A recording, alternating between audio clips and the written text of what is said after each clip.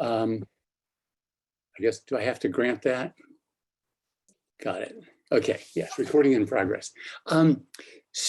Anyway, I was sitting fat and happy down in Douglas County, or maybe for some of you up in Douglas County, in a fairly bluish district with Peter DeFazio as my congressman.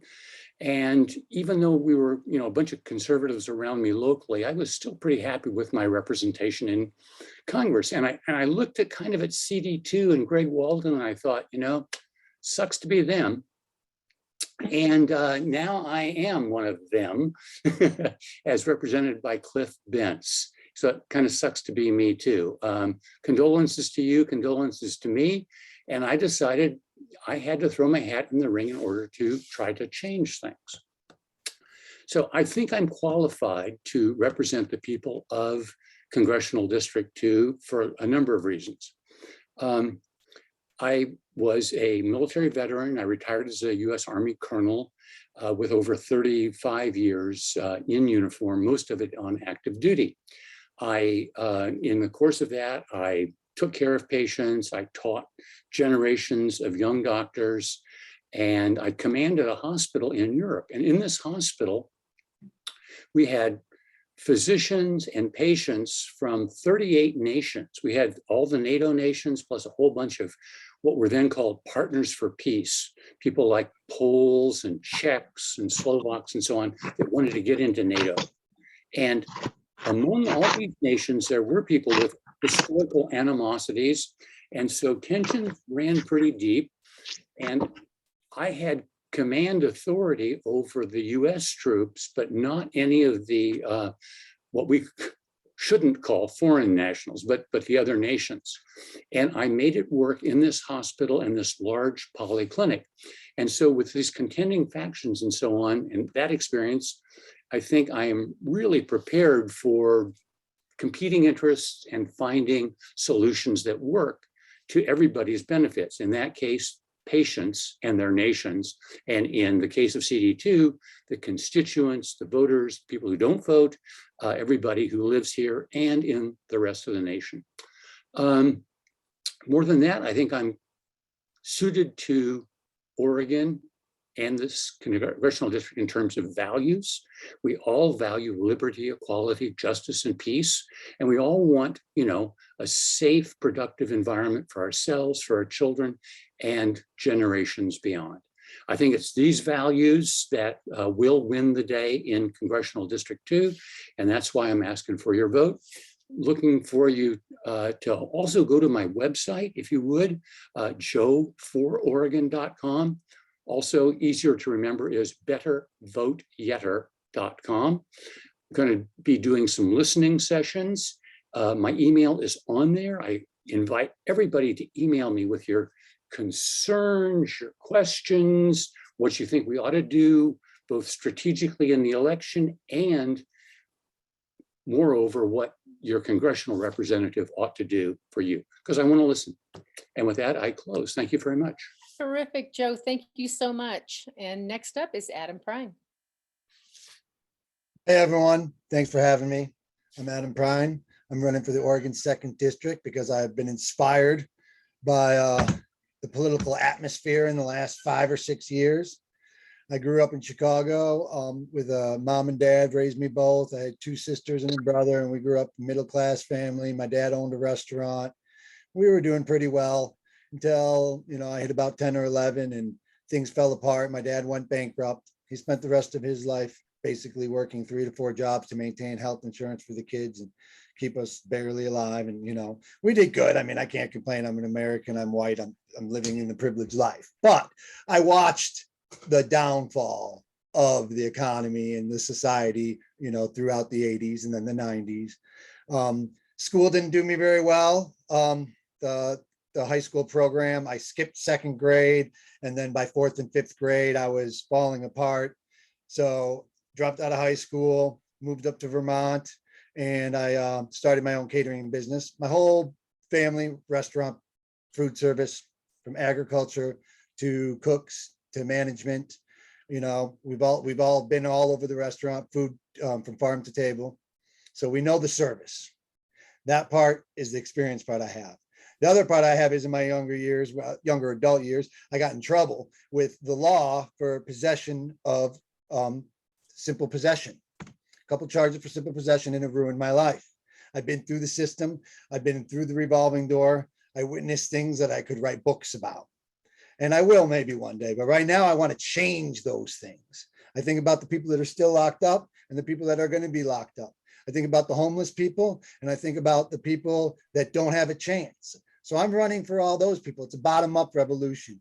I'm running for the people that need help, not the comfortable people. I'm asking the comfortable people to join this campaign so we can all fight together for the people who really need our help. So that's what the campaign's about. And I'm thrilled that you guys are here, and I'm ready to move this campaign forward. I think it's safe to say me and Joe don't either one of us have a huge campaign right now. So no matter what happens, when we move forward, we want to make it big. We want to get outreach. We want to lean to the right and compromise, and we want to lean to the left and get the young kids involved. And we have to do both of those at the same thing, especially being in Oregon District 2, which is a very red district. So we have to reach both aspects. You have to reach the rural voters, but we don't want to move any more to the right. We don't want our country to go any more to the right. So we have to get the young kids involved so we can maintain our foothold in the left and pull everyone more to the left, because we're going way too far right in this country. So that's what I'm asking everyone to join the help, get excited about this. It's a long road ahead of us, but Cliff Bentz is not doing a good job, and we can come at him strong and we can take him down, all of us together. Thanks, Adam. Appreciate you guys doing an introduction. At this point, we have a series of questions that we've put together.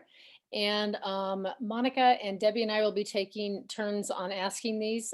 We've asked the candidates to use about 2 minutes for their answers to kind of, so we can keep things moving. I know that's going to make you distill everything down to the important stuff, right? All right. So I think Monica is asking the first one. Is that right? That's right. Can you hear me? Yep, we can. Okay. So what are the top 3 priorities that Congress must address during your first 2 years? Who do you want to go first? Adam. Here you go. Well, Medicare for all. We're bringing it back to the table. Bernie's talked about it. The squad's getting prepared. It's in action. We are going to pull it forward and make it happen. I don't know if it's going to happen this year, if it's going to happen the next year, but we're never going to give up the fight until we get universal health care across this country. It's pathetic that we don't have it. Every other country has it. We need to have it. It's mandatory.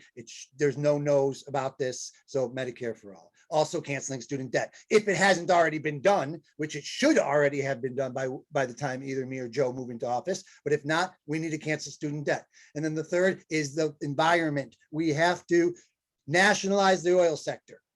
That's going to be a hard one to get for some people to swallow, but it's not really a big deal. It's the only way we're going to get off of the oil is if we take the oil that is ours and give it to the people. No more profit on it. And we can ban petroplastics at the same time.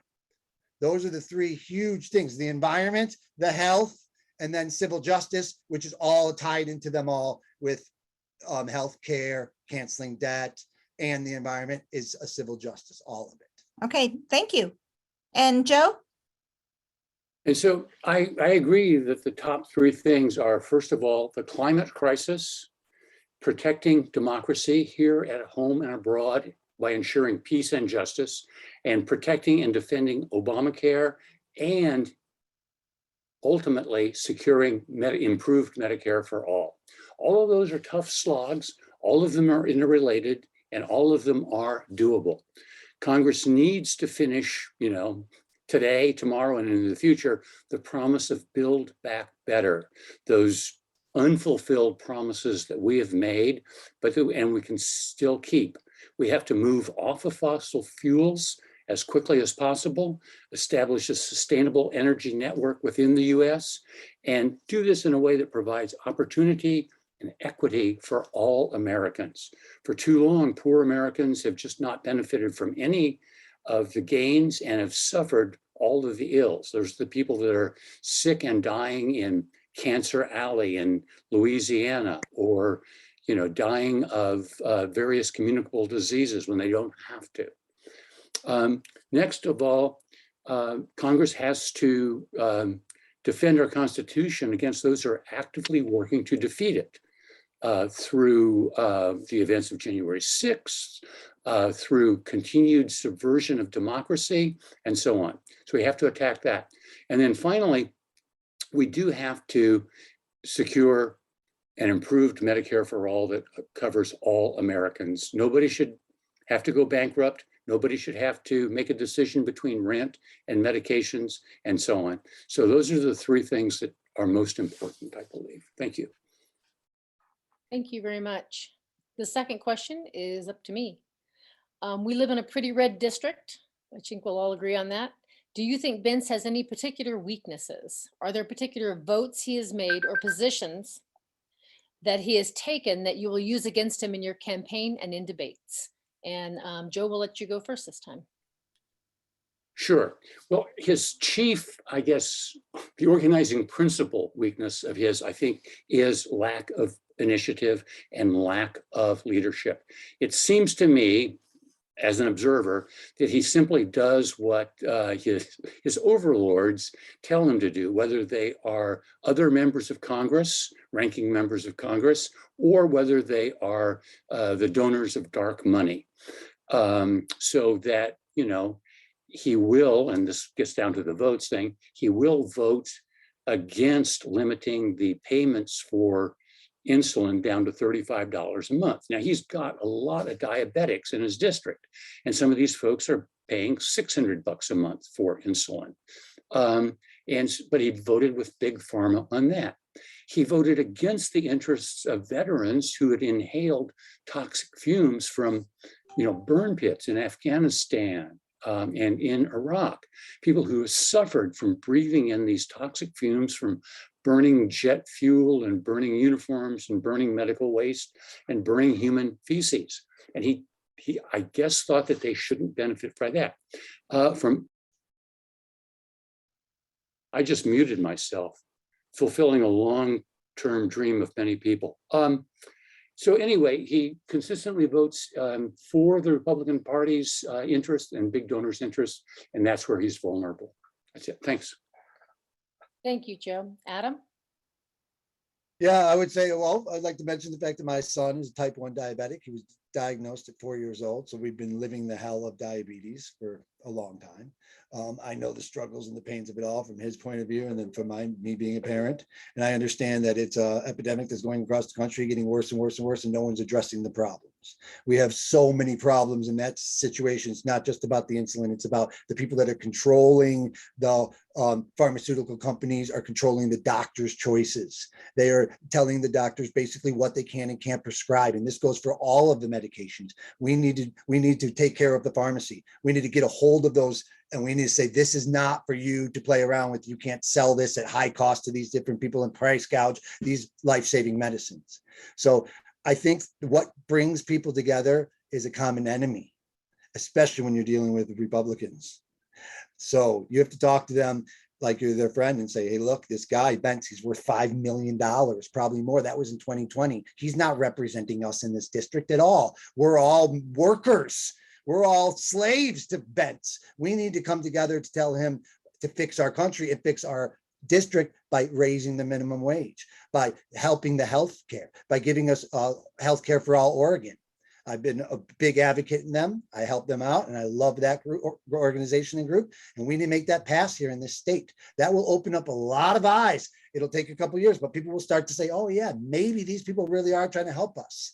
And we need to let them understand that we are on their side with the workers and with the people that are struggling at the lower levels again. It's a bottom-up revolution. And let me tell you, most of these people in the rural districts, they're not millionaires, folks. They're far from it. They relate to me much better than they relate to Cliff Bentz. I can sit down and have a conversation with these folks very easily and get along with them great.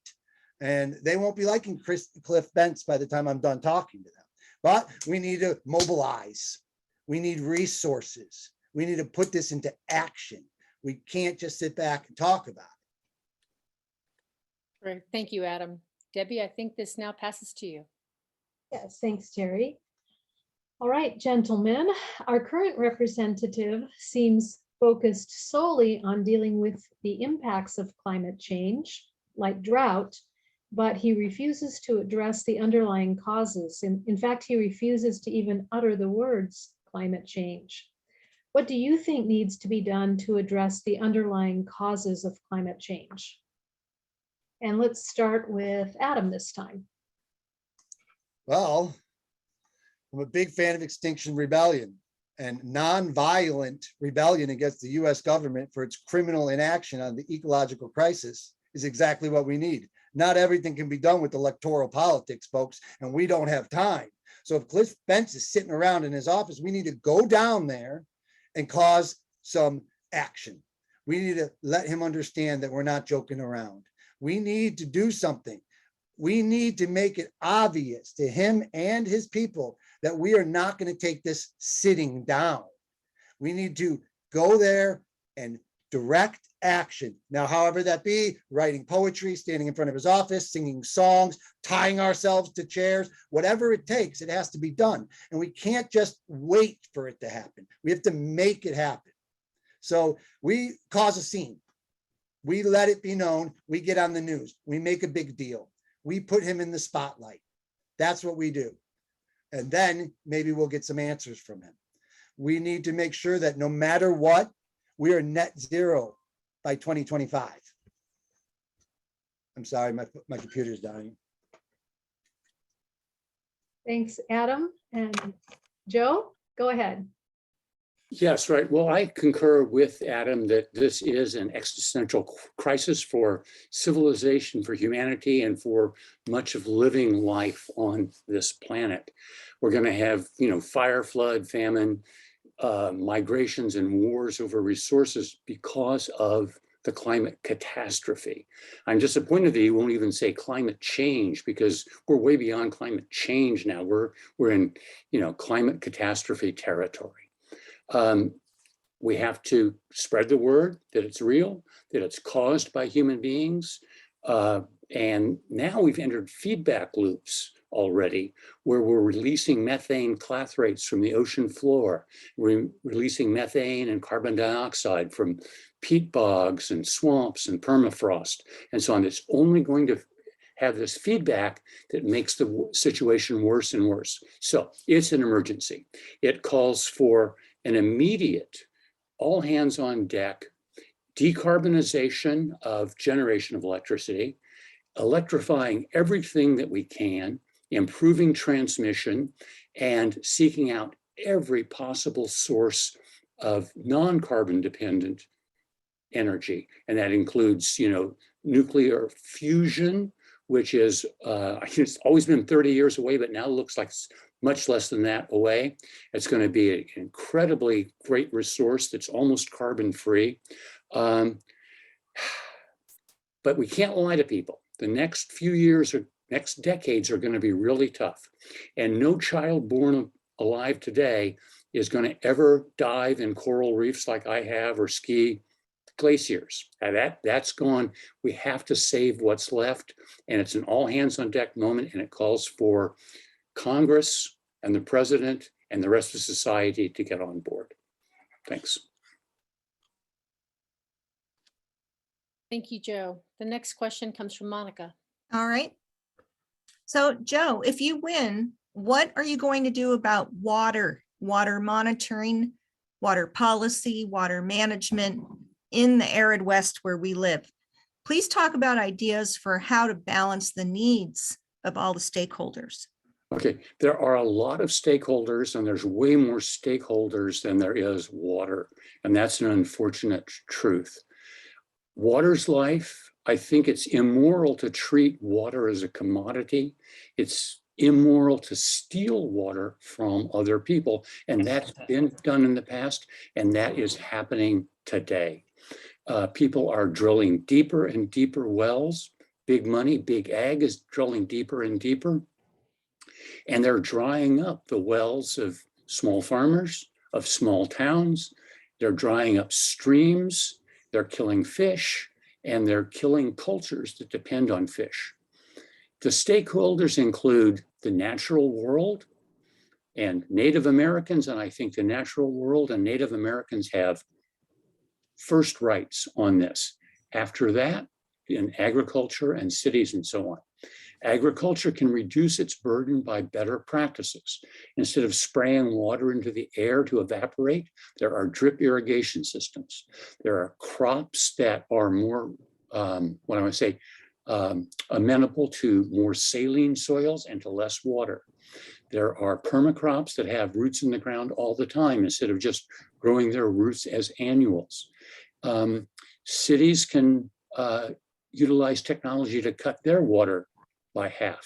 And then we have to eliminate, cities that oughtn't be there. Las Vegas, the way it is, ought not exist. You can't have lush golf courses and fountains and gondola rides in the desert and think it's a rational choice. That's it. I'm all for rational choices. Okay, thank you, Joe. Adam? Okay, I just want to say real quick about this, and this goes for all of the questions that are asked tonight. All these questions can be answered with the same answer, and that's getting progressive elected who will vote for the changes we need. All of these questions, there's already ideas. There's bills written. There's a cancellation of student debt on Biden's desk. All of these things that you're asking tonight, me and Joe might have some good ideas, but it's not really about our good ideas. All we need to do is get in there and vote yes on the already good ideas that are sitting there waiting for us to vote on.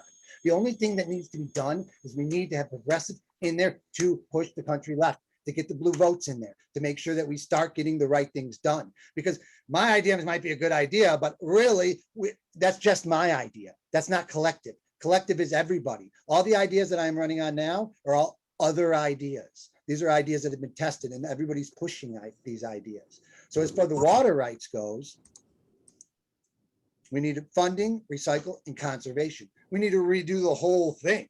I mean, Joe nailed it when he said the permaculture. The way we grow our crops is terrible. We need to go back to doing the way the Aztecs did it. They were way ahead of us that we are right now today. We need to require water neutral development moving forward. That means moving forward, we can't allow these monocrops and mono farms to be planted in the hundreds of acres out here. That's going to destroy everything. There's no way we're going to be fighting over these little bits of water saying, oh, this is his and this is mine. That's not going to solve anything. That is just a Band-Aid on the real issue. And the real issue is, once again, climate change. We need to change the entire program or else we're all going to be done for. And we can be fighting for the scraps of water at the end. I mean, that's what we're getting down to.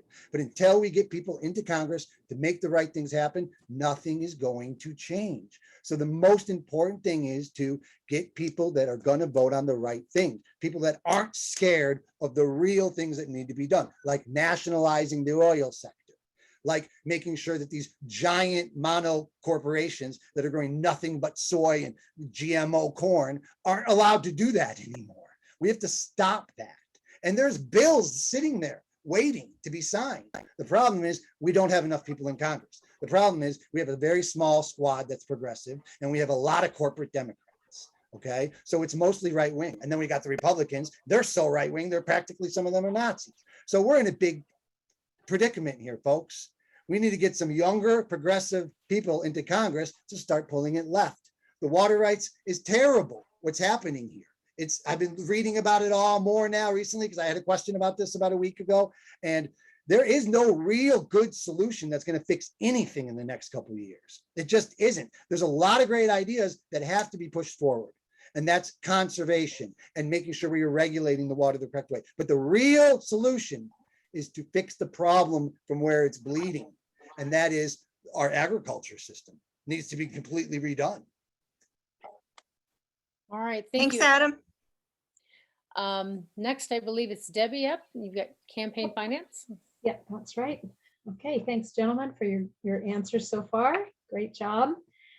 Campaign finance and integrity in Congress. We'll start with Adam this time. Well, what's your position on accepting corporate PAC donations and members of Congress or their spouses owning individual stocks? And kind of tag on to that, is there anything that Congress can do about the Citizens United decision?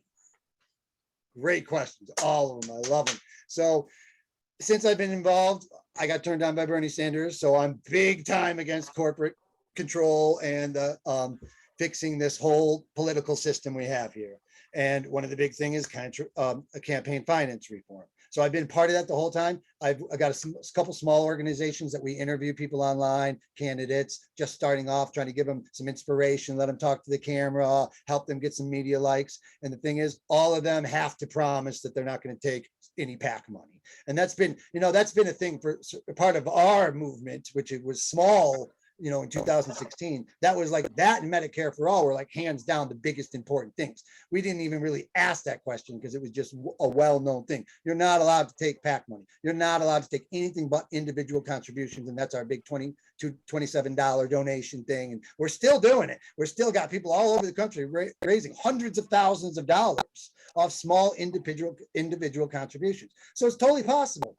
And it's slowly happening. We're doing it and it's working, whether it's going to be me or Joe or anybody. The progressives out there are getting it done. Now, this election cycle, it's a little bit nerve wracking, so we'll see what happens. But if we can get a couple seats, maintain the House, that would be great.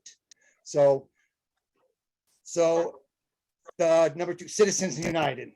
I can't believe that that's a law. When I was first learning about it in 2016, it blew my mind. Corporations don't bleed. They're not people. They don't get freedom of speech. So money shouldn't be freedom of speech. We need to overturn Citizens United. Hands down, no matter what, I promise I would overturn Citizens United immediately. And we need to do, I'm really big into a lot of candidates to talk about the public funding. I would be into public funding. Like I've seen a lot of different versions of it, but I really like the idea of campaign dollars or tax rebates. I just really like the idea where everyone gets, $1,000, $500, whatever, to do with whatever they like every single year. So many people would be involved more if they got that money that they could only use for that. So that would be another great way to bring democracy back and get the corporations and the corruption out. Did I hit on all 3 or was there number 2 in the middle?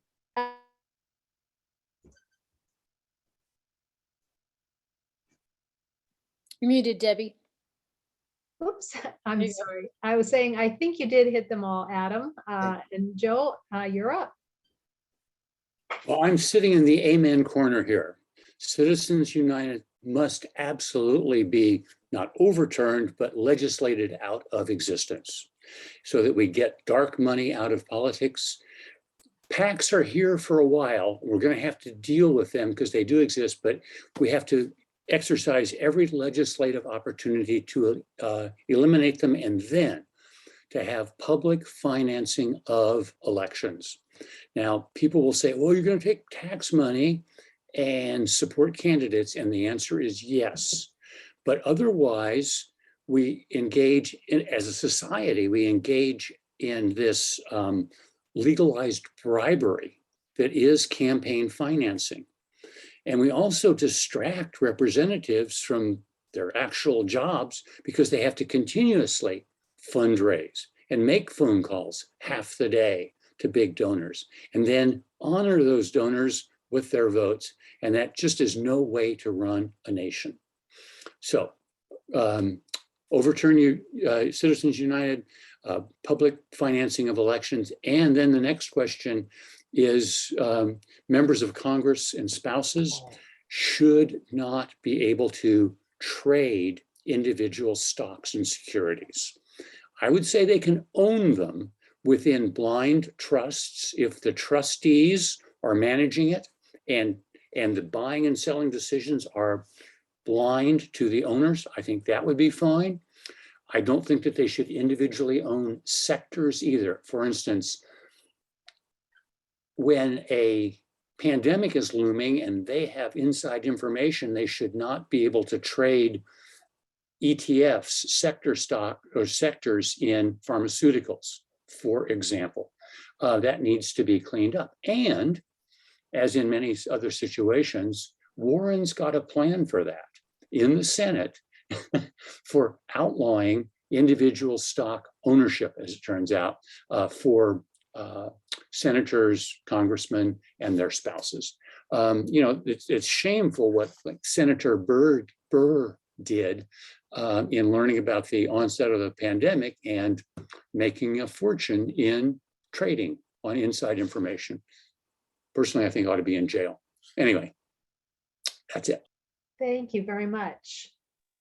Thank Adam, you. did you want I to? forgot to say the stock thing. I knew there was something I forgot. I'm I sorry, absolutely yeah. don't think anybody should be owning stocks. I'm with AOC on that. When I found out that they could, I was like, what? That's crazy. I've even been getting involved in the stock market a little bit just to see what's going on with it all. I didn't know much about it. So for the last couple of years, I've been trading stocks, just a very little bit of money. But I watch it all with the marijuana legislation just happened in the MORE Act, and I'm watching it all. And I'm like, wow.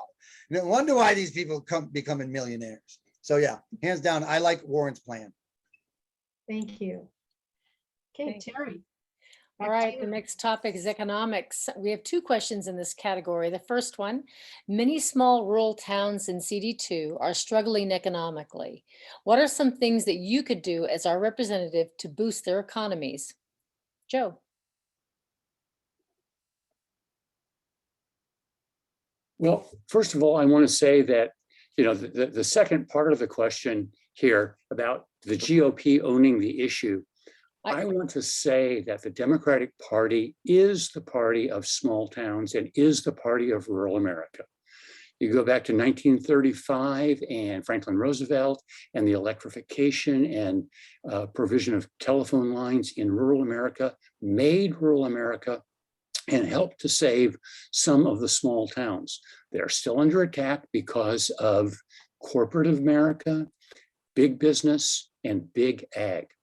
We have to stop tilting the playing field toward big business and big ag, and not just a level playing field, but tilt it toward, mom and pop shops, small towns, and small farms. And how do we convince people? Well, and be known as the party? Well, we do it by doing it. We can't do promises. We have to actually tilt that playing field and make life better for people in rural America and small towns. The story was told, I think, in a venue here a couple of days ago about a farmer who was offered 95 cents a pound live weight for his cattle and protested to the buyer. And then the negotiating position of the buyer was, well, now we're offering you 94.5 cents. And that's because there's stratification and silos of corporate America, again, making the small farmer and rancher become a price taker rather than a market maker. So the prices are determined by big ag. And we got to, tilt that playing field too. Finally, bringing infrastructure to small towns in rural America. Broadband, we've beat that horse to death. The other thing is that solar installations and wind installations, those are mostly going to occur in rural areas, can be combined with photovoltaic agriculture. And there are all kinds of technologic agricultural infrastructure solutions that the federal government is responsible, both in the Build Back Better program to be enacted, and even in the bipartisan infrastructure bills that will make things better. We need to tout our successes. Thanks. Thank you, Joe. On the second part of that question, which I hadn't read yet, but I will now, can Democrats somehow become known as the party that supports small business? The GOP thinks that they own that issue, and what ideas do you have for doing that? So Adam, if you want to just tackle those two things. Sure. Well, I want to start off by saying this is one thing that I don't see eye to eye with Joe on, is the party. And a lot of people say that the Democrats are the party of rural America. And the thing is, we're not the party of rural America. We might have been the party of rural America in 1930, but in 1860, we were the party of racism and slavery. So parties change, things change, terms change. The Democratic Party now is failing the rural America. That is one of the reasons why we are losing the battle, because we are not realizing what it's like to live in their shoes. So I think we can change that, very much so. One of the best possible ways, other than raising the minimum wage, that's hands down going to make everybody's life better, other than getting Medicare for all, because that's going to hands down make everybody's life better. It's a federal jobs guarantee. FDR had something very similar to this in his New Deal. They ran it out for a couple of years, then it was done for. It should have just kept going. He wanted it to keep going attached to a living wage, but it didn't. And we need to bring that back. You can look up the federal jobs guarantee. It's a very great idea, backed by many, many economics majors and a lot of people that know exactly what they're talking about. And what it is it is going to give jobs to everyone across the country to build back the infrastructure, clean up the oceans. And it can go further. It can go to taking care of your grandparents. Instead of putting them in a home, you can get paid from the government that way. And that's going to be a great job for somebody. And now we don't have to build all these homes. When FDR did it, they were doing music and art.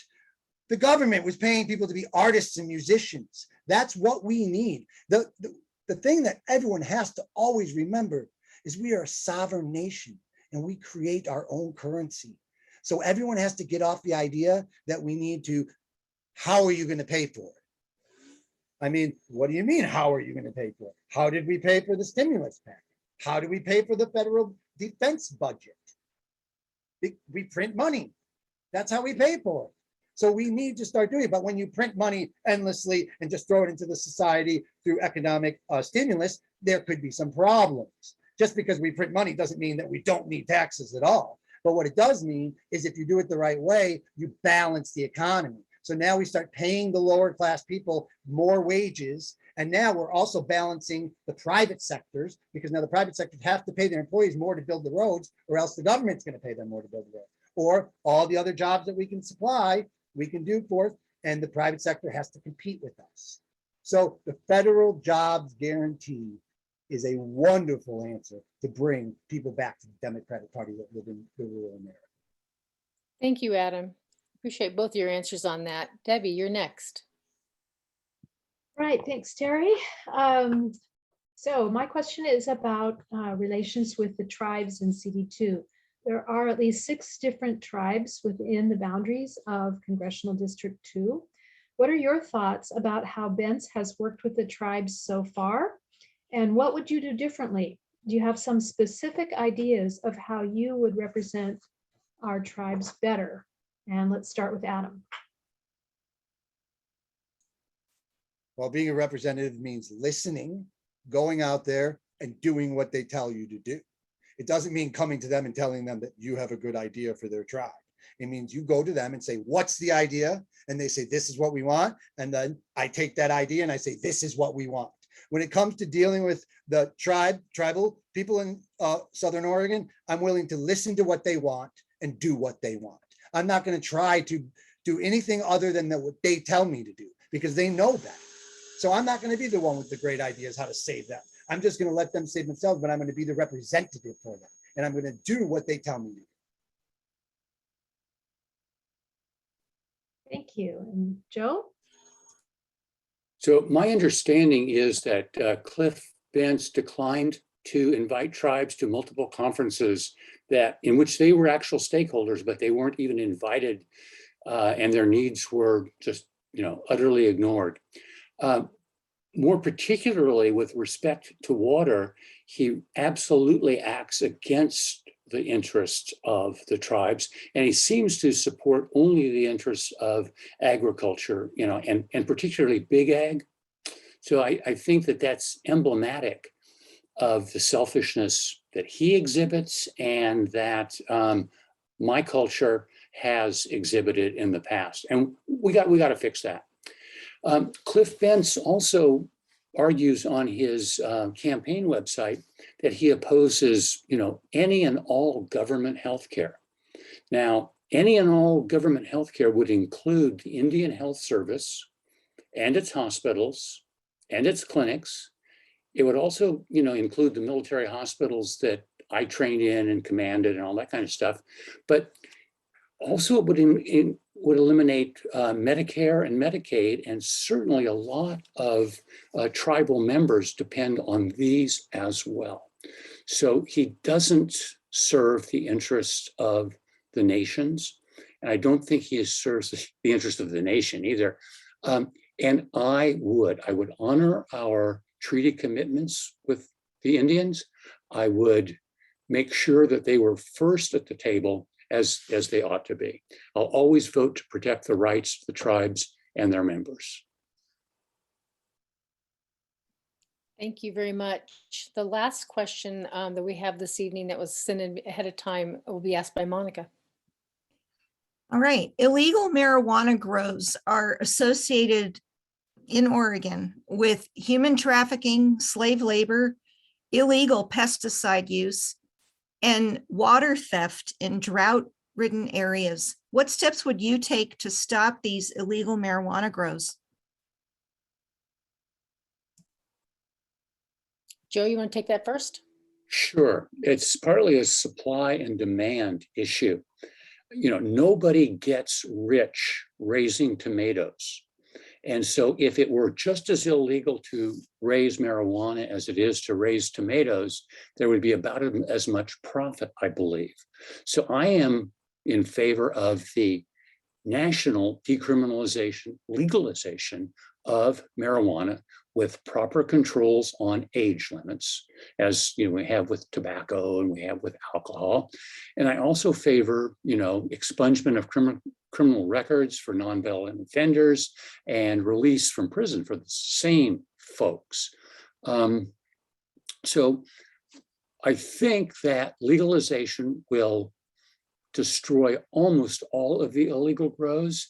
For the ones that aren't destroyed, then I would vote for funding increased hiring, training, and execution of projects to eliminate those folks. I would spare none of them for all of the reasons listed in the question. Okay, thanks, Adam. Okay, so this is a tough one. I hope I don't come off wrong here, but I read the questions earlier. I did some research looking through articles, and I just think there's a lot of racism built behind this whole idea that the people, the cartels are coming up from Mexico and have drug smugglers and human trafficking and all this stuff. Look, these are desperate people. Yes, there's some bad people. There's some leaders that are involved in trying to make money. But for the most part, most of these people are just trying to live a good life. They're just trying to make ends meet because they're hungry and they can't even feed their kids. So these people are just coming up here. We're supposed to be a sanctuary state here. We're supposed to be welcoming people. I understand the water and I understand illegal chemical use. Look, go talk to the corn and soy growers here, and they're just as bad. You know, they're worse probably. Just because a chemical is legal doesn't make it safe for the environment. The word organic has been captured and used over and over and over again. I used to eat all organic until they manipulated all that. So the thing is, it's like he said, like Joe said, simple answer. Federal marijuana legalization. Boom. That's it. Every single state makes it legal. Boom. We're not going to have this huge problem here in Oregon like we do. But let's remember that these are all people just trying to make a living and survive just like everybody else. And the people, the Coke company, the Pepsi Cola company, Nike, that's here in Oregon. You think Nike's not a bad organization? That destroys people, human trafficking, Nike. So let's just think about money and greed does it more than just the people coming up from Mexico and bringing the bad people along with us. So I just think it's important how we phrase these questions. It's cannabis, not marijuana. Marijuana was brought, that word was used by Anslinger as a racist term because they were trying to say that the Black and Mexican community were bringing drugs into and raping our people. Same exact thing. Look, that's all fabricated propaganda, all the way down to the word marijuana. So let's just remember that, and let's try to love everybody and understand what everybody trouble's going through. Yes, there's some bad people doing some bad things, but there's bad people doing bad things everywhere. In our government, in our giant corporations, and some of them are worse. So just legalize it. It's 420, happy 420. Simple solution. Everybody, there's only 10% of the Americans right now that don't think it should be legal. It's just not legal because we don't have a government that works. Period. Elect more progressives. Get some people in there so we can change this country, make it for the better. And then maybe we can invite more Mexicans to Oregon and say, come live with us and work on the marijuana farms, and it's fun. Thank you, Adam. The great question for an appropriate day, right? Yeah. All right. We've gone through the questions that we really hope to go through. We had a couple of extras, but it is pretty close to 8 o'clock. So we'd kind of like to wrap it up. We're going to give each of you a 2 or 3 minutes to talk a little bit about, I guess, why we should vote for you. Number one, But also there was a great question in the chat about, how are you going to get people to vote for you? I mean, this is a giant district and there's tons of people out there and neither one of you have name recognition yet, right? So if you could talk a little bit about, why we should vote for you and then how you're going to get everybody else to vote for you, we'd love to hear that. Thank you. And I'll start with Adam. Well, I've been working on it for the last 6 years, honestly. It's about name recognition. It's about social media and it's about getting out there. And actually starting to meet people. I'm starting to know people. And on a national level, I work with the People's Party, the Barana Brothers. I'm working with Andrew Yang's party, the Forward Party. I'm sitting in on those conversations. The Real Progressives, another great organization that I love. They push MMT and federal jobs guarantee. I sit on those meetings. So I'm talking, and we have special guests in those meetings. We have Marianne Williamson. We have Andrew Yang. We have a lot of well-known names are coming up and sitting down and talking to us and teaching us things. Our movement is big. We have a tight movement. Look, these are the same people that are raising $100,000, $200,000, $300,000 in a couple of months for a campaign, but they have the resources. So with being tied up, I went to the office down here. The office is closed in Medford. Sign of the times. Democratic Party is not doing very good. I need the phone numbers. I'm searching everywhere, and I think I might have had a lead, but I need all those phone numbers and email addresses. So I'm talking to some other company organizations, but they want money. I'm thinking about putting up a little bit of my own money, just to see what happens and what kind of feedback we get from it. But this is a long haul. I know we're both going to win this time around, but no matter what, I'm going to keep fighting until I win. I'm just going to keep going, and the movement's going to grow, and the movement's going to grow. And Bernie Sanders is teasing people about running again. I know it's probably not going to happen. Joe Biden's probably going to be in for a while, and we'll just better than the other guy. But we have to make our movement heard, and it's happening. It just takes time. So it's just the resources: social media, TikTok, Facebook, Twitter. Then you get the money, because right now we're still, hopefully no one stops us, but we're still allowed to gather money from anybody across the country. So we can raise $100,000 and then we can use that $100,000 for ads right here in the 2nd district. Very easily done. All this stuff can be done. It just has to be, you have to vote me in first. You have to get me through the primary. And then I got those resources and I will reach out and we will grow this movement and we will get something done finally. Thank you. Joe. So this question harks back to an earlier one about, we live in a very red district and it's hard for an unknown person and it's very hard for a person who's kind of swimming against the tide to win. The way we're going to do it is we're going to use social media. I'm going to make some big loops around the state. I'm meeting with party leaders, Democratic Party leaders in the primary, trying to get the message out through them and engaging folks who are in, say, the Neighborhood Leaders Program, PCPs and so on that have that responsibility. There's also the possibility of some earned media because there have been some television interview offers and so on. But the key thing, I think, is to convince the constituents that you want to listen to them. People like to believe that they're valued, that they're listened to. I don't think that Cliff Bentz listens to anyone except money, donors, and the high muckety mucks in the Republican Party. And as Adam indicated, this is a long slog. When I signed up, I figured this was maybe a 9-year project for me because I'm 75 and when I'm 84, I'll only have 16 or 20 good years left. And so I'm gonna keep coming back here for the next 9 years. And I'm gonna try to deliver the message and the Democratic Party's progressive values that I think are really everyone's values in the 2nd Congressional District. So I'm going to ask everybody for their votes. I'm going to ask everybody to take a look at my candidacy, my ideas, and to vote for me. Thanks. Awesome. Thank you so much. Would you please both put your websites in the chat or have someone do that for you, please, so people can find you? and find out more. This has been recorded and we will let you all know how to share it in the future. We wish you both luck on primary day. And just for fun, if everybody can unmute themselves, we will give them a round of applause. How about that? And say thanks. 1, 2, 3, everybody unmute yourself. Let's do this. Thank you for running. Yeah. Thank you for running. Thanks for stepping Great up. job. This is a big step. We are. Yeah. Thank you. And All thanks right. everybody. Thanks everybody for joining and for contributing the questions that we asked tonight. Yeah, you were great. All right. All right. Thanks. Good night. Again. Thank you.